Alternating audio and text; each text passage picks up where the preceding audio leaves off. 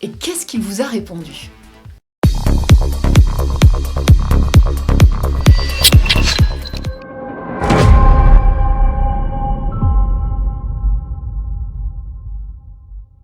À la poursuite d'une Ferrari.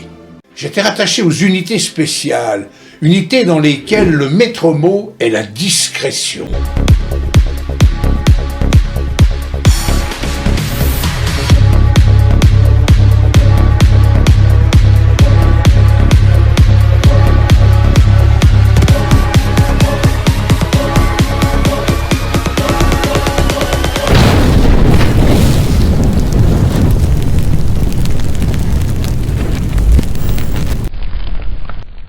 Et qu'est-ce qu'il vous a répondu? Il m'a dit que là, c'était pas du jeu, ça. Mais vous l'avez perdu? Bien sûr que non. Regardez le rapport. Mais comment avez-vous fait?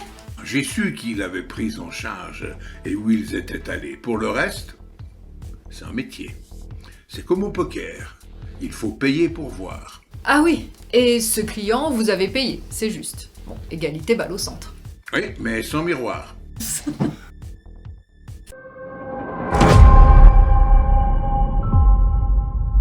Que voulez-vous dire dans ce récit au moment où vous allez être contrôlé par la police? Bon, je trouve ça drôle, hein, décidément, excusez-moi. Et vous dites, le dispositif est totalement hors d'atteinte, je les couvre en quelque sorte. Eh bien oui, je comprends vos rires, mais c'est la réalité. Nous roulons à plus de 200 km/h à la poursuite d'une Ferrari. Nous sommes en habit civil, comme disent les militaires et les policiers. Si nos collègues en uniforme nous arrêtent, ils font capoter la filature. Le fait que la patrouille de police dont il est question s'occupe de mon véhicule permet au reste du dispositif de rouler pied au plancher sans risquer d'être arrêté. Quand vous arrivez sur cette mission, vous dites que les deux hommes sont restés camouflés dehors pendant toute la nuit pour observer David et pour confirmer qu'il est bien là quand vous arrivez le matin. Dans tous les films, dans les livres que j'ai lus, on parle de camionnettes banalisées, chauffées, isolées, confortables. Vous n'aviez pas ça non plus à l'époque ? Je vois que vous êtes bien renseigné. Effectivement. Il faut être sûr que notre David est là le matin, car cela coûterait trop cher et ce serait chronophage que d'amener un dispositif de surveillance là où il n'y a rien à observer. Par contre, pour revenir à votre remarque, dans ce cas précis, ce n'était pas possible de laisser sur place une camionnette étrangère au quartier. Nous avons un quartier résidentiel. Peu ou pas de circulation. Tout le monde se connaît. Un véhicule inconnu devient très vite suspect et est immédiatement signalé à la police. Et cela vous aurait inquiété? Vous étiez la police. M'inquiétez, non. Mais imaginons la patrouille de police arrive et nous contrôle. Coup de sirène, bien entendu, tout le monde est à la fenêtre, ils nous contrôlent, nous montrons patte blanche, puis ils repartent. Notre camionnette reste en place. Si vous habitez le quartier, quelle est votre déduction? Ah, j'ai compris, c'est une camionnette de la police. Autant pour moi. Pour revenir à nos deux collègues restés dehors toute la nuit, la rue est en cul-de-sac, ce qui doit augmenter votre discrétion. Et oui, seuls les habitants et leurs relations l'empruntent. Et enfin, à cette heure-là, une de nos camionnettes de plombier ou d'électricien n'aurait vraiment pas fait l'affaire. Ces personnes travaillaient pas la nuit. Je me sens déjà en formation, là. Bon, je reviens un instant sur ces hommes camouflés. Comment était constitué votre groupe? Qui préparait tout cela, les camionnettes de plombier ou d'électricien que vous venez d'évoquer? J'imagine qu'il faut les insonoriser, les équiper de radio. Oui, vous regardez beaucoup de films. Mon groupe est constitué de 3 unités. Il y a une unité d'observateurs, les filatures, l'intervention, et une unité technique.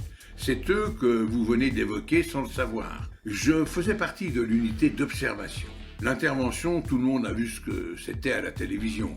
On connaît même leurs secrets. Fox News ou BFM en France, ils ont filmé en direct pendant des briefings d'intervention juste avant la série. Criminel, ça. Dites donc, Tom, vous semblez ne pas beaucoup les apprécier, les journalistes. Certains, non. Je suis pas contre tous. Les bons journalistes d'investigation m'impressionnent toujours. D'ailleurs, si vous lisez la presse entre les lignes, vous pouvez connaître bien des secrets d'État. Mais quand un groupe comme le GIGN prépare sa stratégie d'attaque, l'assaut, et que cela se passe en direct à la TV, vous comprendrez que c'est un peu comme des joueurs de poker qui auraient une caméra dans le dos et des écrans tout autour de la table de jeu qui retransmettent leurs mains. Effectivement, je vous comprends. Question technique à présent. Vous dites que la Ferrari fume et donc qu'elle vient de démarrer. Ouais, en effet, c'est une bonne remarque. Lorsque vous êtes en planque dans un dispositif, vous serez attentif aux véhicules dont les pots d'échappement fument encore. Cela dure quelques minutes, mais ça indique surtout au dispositif que ce n'est pas un véhicule qui traverse le quartier, mais un véhicule dont le conducteur habite le quartier. Les pots ne fument plus en général au bout de quelques kilomètres, parce que le moteur est chaud. Il se peut que votre cible quitte son point de chute avec un autre véhicule que celui qui était prévu, ou avec un ami. Et donc à ce moment-là, le pot qui fume doit vous interpeller. Excusez-moi, je vous ai interrompu. Vous parliez des différentes équipes de votre groupe. Oui, le troisième sous-groupe, c'est l'unité technique. C'est un peu comme Q dans les James Bond. Il prépare le matériel dont vous aurez besoin sur le terrain et le fameux sous-marin que vous évoquiez. La Rolex avec le câble, non, ça on l'a jamais eu. Quand les équipes reviennent du déjeuner, elles servent à quoi? Vous n'êtes pas sûr que votre cible est chez Maria. Pourquoi ne pas faire entrer un homme pour aller vérifier? Et le brûler? Non, non. Le déjeuner, le ravitaillement, c'est très important. C'est ce qui vous permet de tenir la distance. Car vous n'êtes pas à l'abri d'une urgence qui vous tiendra aux abois jusqu'à 2 voire 3 heures du matin et en ayant débuté à 7 heures la veille. Dans les services étatiques, on a le temps. On préfère attendre plutôt que de risquer d'effaroucher le gibier. Il y a une 4e unité dont je ne vous ai pas parlé. Elle fera l'objet d'une explication détaillée dans ma prochaine histoire. Ah oui, celle qui évoque les agents infiltrés, les undercover. Oui, vous me tendez la perche. Ça me permet de vous présenter le prochain épisode, Infiltration à Tanger.